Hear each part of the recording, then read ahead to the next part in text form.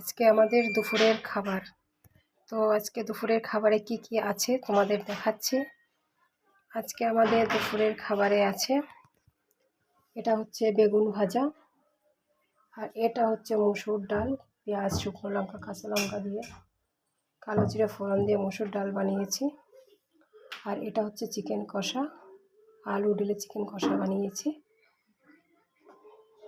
এটা হচ্ছে পেঁয়াজ, এটা হচ্ছে ভাত। তার সাথে দুপুরবেলা কটা পাটিসাপটা পিঠে ভেজেছি, দেখো কেমন হয়েছে।